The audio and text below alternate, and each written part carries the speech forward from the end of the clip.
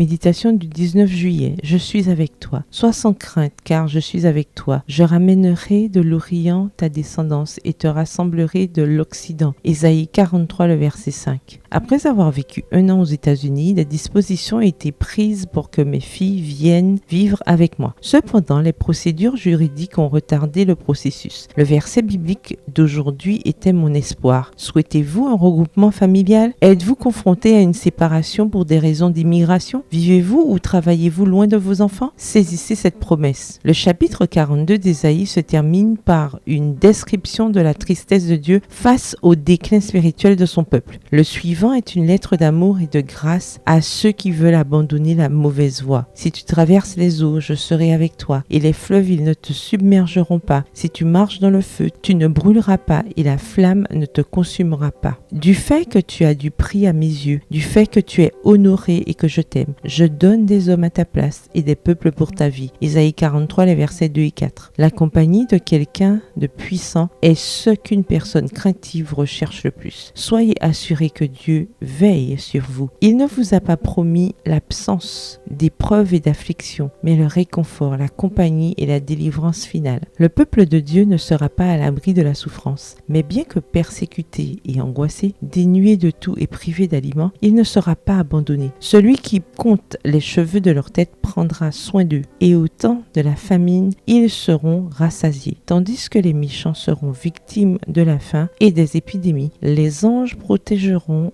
les justes et pourvoiront à leurs besoins. Beaucoup ont écouté l'offre du prophète et ont accepté l'amour et la compassion de Dieu. Acceptez-la vous aussi. De toutes nos épreuves, nous avons un appui qui jamais ne nous fera défaut. Il ne nous laisse pas seuls à lutter contre la tentation, à combattre le mal pour être finalement écrasés sous le poids des soucis et des douleurs. Bien qu'il soit maintenant caché aux yeux des mortels, l'oreille de la foi peut entendre sa voix dire « Sois sans crainte ». Je suis le vivant. Apocalypse 1, les versets 17 à 18. Je connais vos larmes, car j'ai pleuré moi aussi. Je connais les douleurs intimes qu'on ne confie à aucune oreille humaine. Ne pensez pas que vous êtes seul et abandonné, même si votre douleur ne fait vibrer les cordes d'aucun cœur sur terre. Regardez à moi et vivez. Bonne journée et que l'Éternel vous bénisse.